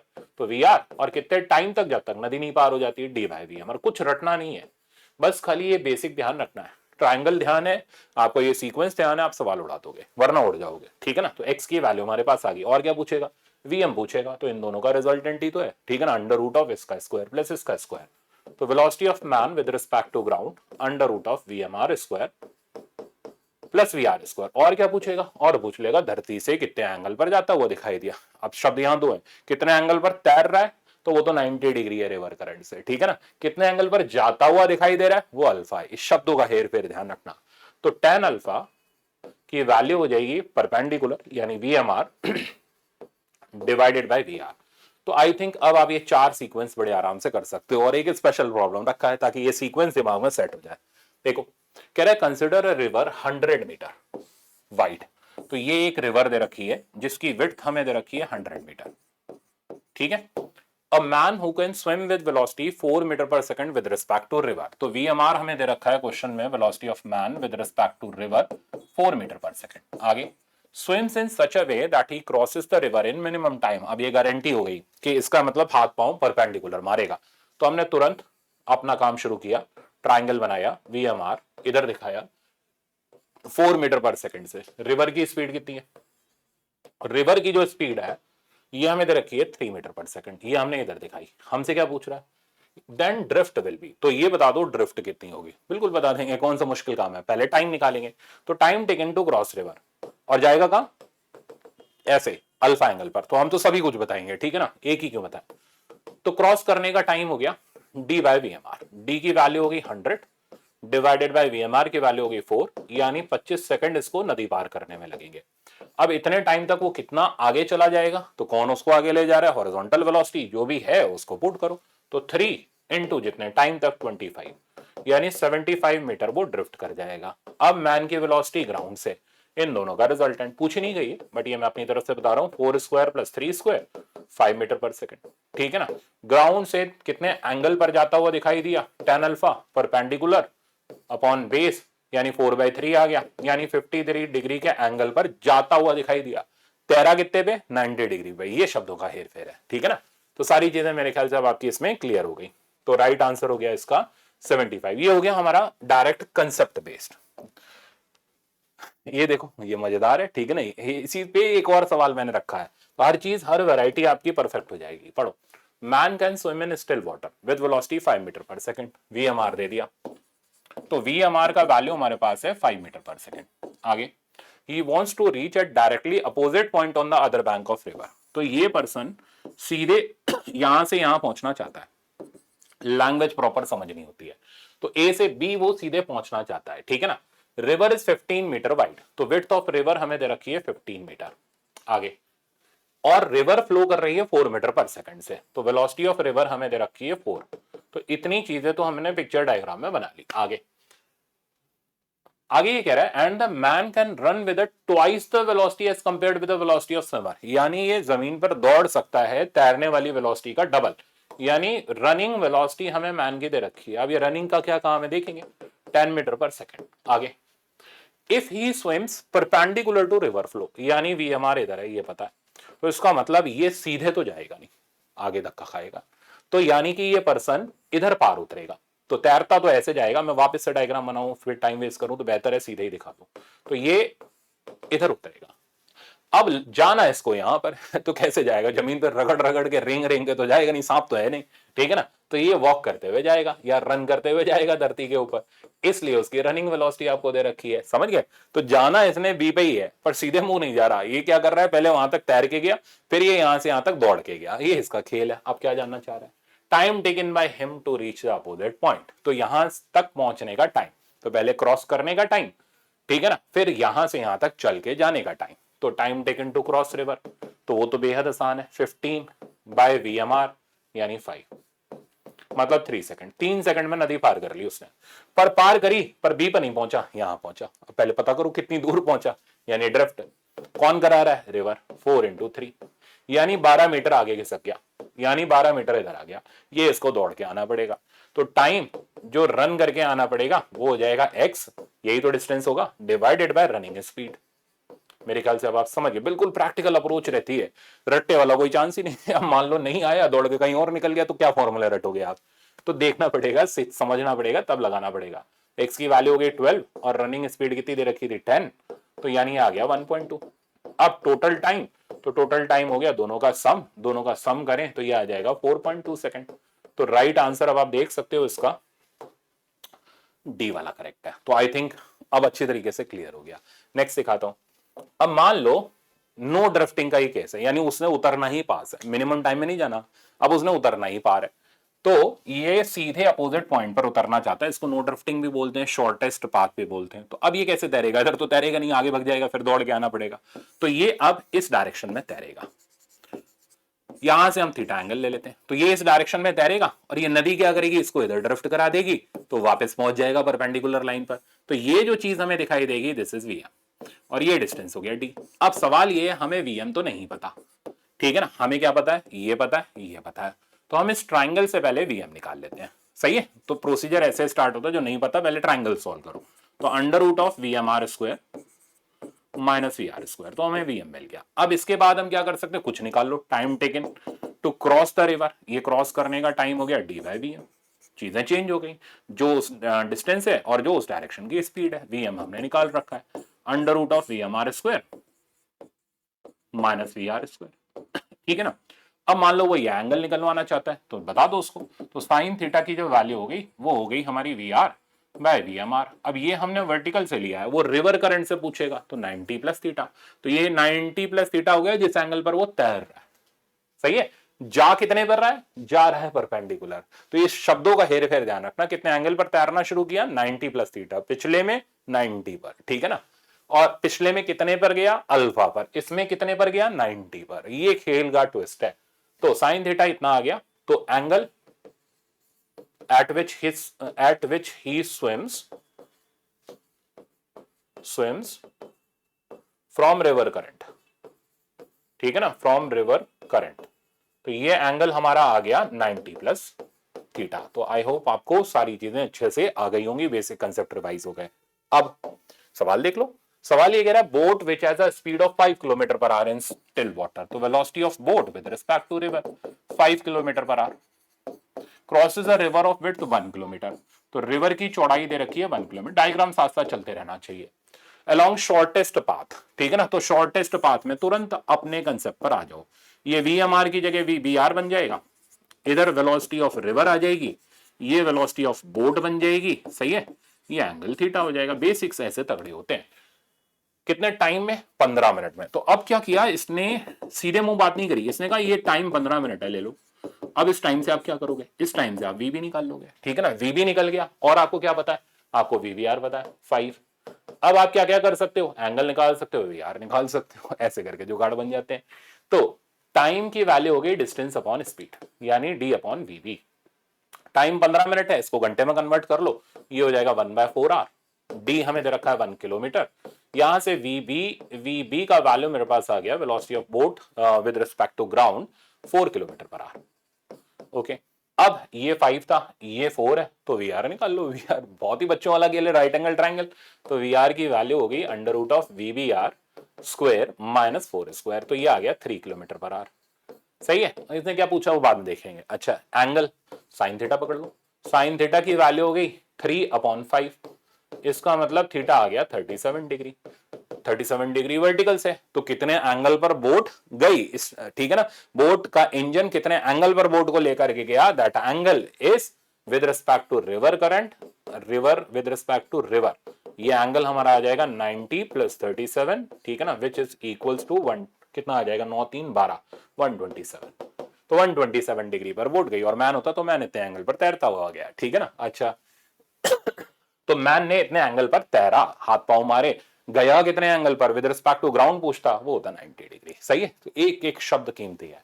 तो अब हमसे क्या पूछा गया था, वेलोसिटी ऑफ रिवर पूछा गया था। रिवर की वेलोसिटी कितनी आ रही है भाई, कहां गई, 3, तो राइट आंसर हो गया हमारा बी वाला। तो मेरे ख्याल से सारी चीजें परफेक्ट हो गई, एक एक चीज अब आपको समझ आ गई। अब लास्ट चीज है ये मैन रेन प्रॉब्लम। तो मैन रेन अगेन प्रैक्टिकल है, ठीक है ना, इसमें ये रेन फॉल कर रही है, ये वी आर है, ये with respect to stationary man है या विद रिस्पेक्ट टू ग्राउंड है। अब जैसे ही ये पर्सन चलना शुरू करता है, तो इसकी वेलोसिटी रेन को मिल जाती है अपोजिट डायरेक्शन में। तो रेन को वेलोसिटी मिल गई अपोजिट डायरेक्शन में, तो this is the velocity of man which is transferred to the rain in opposite direction. अब क्या होगा, अब इस चलते हुए आदमी को रेन ना इधर आती हुई दिखाई देगी ना इधर, रिजल्टेंट की तरफ। तो this is the velocity of rain with respect to moving man. सही है, अब ये रिजल्टेंट निकालना है, मैन रिजल्टेंट निकालने का बेसिक क्या है, कंपोनेंट मारो, ठीक है ना। तो इसका कंपोनेंट करें तो इधर आ जाएगा वी आर साइन थीटा, इधर आ जाएगा वी आर कॉस थीटा, फिर हम राइट एंगल ट्रायंगल बना के इसको सॉल्व कर लेंगे। तो ये प्रोसीजर है। अब मान लो इसको ये रेन आती हुई दिखाई देती है वर्टिकली डाउनवर्ड, ठीक है ना, तो हम इसके स्पेशल केसेस प्लान कर लेते हैं। तो for the timing if rain falls vertically down with respect to, ठीक है ना, with respect to moving man, तो क्या होता? तो मूविंग मैन के हिसाब से, अगर मूविंग मैन यानी रिजल्टेंट वाली वेलोसिटी, तो अगर रेन वर्टिकली डाउनवर्ड आती तो सारी चीजें सेम होती, ठीक है ना, ये वी आर होता, वी आर क्यों सॉरी वी एम होता, इधर वी आर होता और रिजल्टेंट ऐसे होता वी आर एम, ठीक है। ये एंगल अपना हो जाता थीटा, जितने एंगल पर रेन फॉल कर पकड़ के इधर ट्रायंगल बना लेते वी एम, ठीक है ना। तो ये एज इट इज यहां कॉपी कर लेते, इसको थोड़ा सा ऊपर दिखाता हूं वी आर एम। तो अब आप इस ट्रायंगल की मदद से कुछ भी सिंप्लीफाई कर सकते हो। जैसे मान लो आपको दो स्पीड दे रखी है, ये दे रखा है, ये दे रखा है, वी आर निकालना है, पाइथागोरस लगा लो, एंगल निकालना है, साइन कॉस टैन में से कुछ भी निकाल लो, तो ट्रायंगल बना, सवाल छू मत था। अब इफ रेन, दूसरा केस, फॉल्स वर्टिकली डाउन, ठीक है ना, vertically down with respect to stationary man, तो स्टेशनरी मैन के हिसाब से रेन वर्टिकली डाउन है, तो ये वी आर हो गया। तो अब बस ये खाली आपको पिक्चराइज करना है, चलते हुए आदमी के हिसाब से कंडीशन दे रखी है या रुके हुए, ये वी एम हो गया। अब जाहिर सी बात है रिजल्टेंट इधर ही भागेगा और कहीं जा ही नहीं सकता, वी आर एम रिजल्टेंट हमेशा दोनों के बीच में रहता है, पकड़ो क्लोज करो, ये वी एम हो गया, ये एंगल थीटा हो गया, फिर से बन गया राइट एंगल ट्रायंगल, सॉल्व कर लो चीजें उठा करके। तो एक बार ये ट्रायंगल बना, सवाल छू मंतर, और नहीं बना तो आप छू मंतर, यही सिंपल सा खेल है इसका। अब ये पढ़ो, कह रहे टू, तो हमें सुनना है कि किसके हिसाब से रेन दिखाई जा रही है, स्टेशनरी के हिसाब से या रनिंग मैन के हिसाब से। पढ़ो, कह रहे to a stationary man rain appears to be falling at 30 degree with the vertical. फट से हमें पता चल गया कि वी आर इधर की तरफ है 30 डिग्री के एंगल पे, बड़ी अच्छी बात है, ये तो सीधे सीधे दे रखा है। ये कह रहा है as he starts moving with speed 0.5, फट से पकड़ के हमने ट्रांसफर करा वीएम कितना 0.5। आगे बढ़ते हैं, he finds that rain is falling vertically, यानी चलते हुए आदमी के हिसाब से रेन वर्टिकली डाउनवर्ड है, यानी वी आर एम, ठीक है ना, velocity of rain with respect to moving man. बन गया ट्रायंगल। अब हमें क्या करना, कुछ नहीं, ये उठा के यहां क्लोज करना है, ये वीएम हो गया, वीएम का वैल्यू हो गया 0.5। अब हमें ये पता है और एंगल पता है, हम धज्जियां उड़ा सकते हैं ट्रायंगल की। ट्रायंगल के लिए, राइट एंगल ट्रायंगल के लिए कोई भी दो चीजें पता होनी चाहिए, दो पता है तो सब पता है। आगे कह रहा है find the speed of rain with respect to moving man, यानी ये निकाल के दे दो। मैं तो कहता हूं ये भी निकाल के दे देंगे, इसके लिए हम tan थीटा यूज कर लेंगे, इसके लिए हम sin थीटा यूज कर लेंगे, क्या जा रहा है अपना। तो tan 30 डिग्री 1/√3 हो गया और इसकी वैल्यू हो गई 0.5 divided by V R M. तो यहां से वी आर एम की वैल्यू मेरे पास आ गई 0.5 इंटू √3। सही है, सामने चमक रहा है, ये इसका आंसर हो गया, टिक कर लो। अब मान लो वी आर निकालना है तो हमने sin 30 यूज कर लिया, sin 30 की वैल्यू होगी 0.5 बाय वी आर। अब sin 30 कितना, हाफ हो गया, इसको इधर ट्रांसफर करो, we are 1 metre per second आ गया। तो actual velocity of rain 1 metre per second है। तो अब तो मुश्किल नहीं, रेन मैन आ गया, ठीक है ना, और अपना रिवर वाला कंसेप्ट आ गया, सारी चीजें ए टू जेड अब आपकी क्लियर हो गई, शॉर्टेस्ट पाथ वाला भी क्लियर हो गया। तो अब आपको बस खाली मास्टर शीट से प्रैक्टिस करने, केटीएस लेक्चर नोट से प्रॉब्लम प्रैक्टिस करने और टेस्ट वाले प्रॉब्लम प्रैक्टिस करने, इतने कर लो, आपका चैप्टर परफेक्ट हो जाएगा। Thank you so much.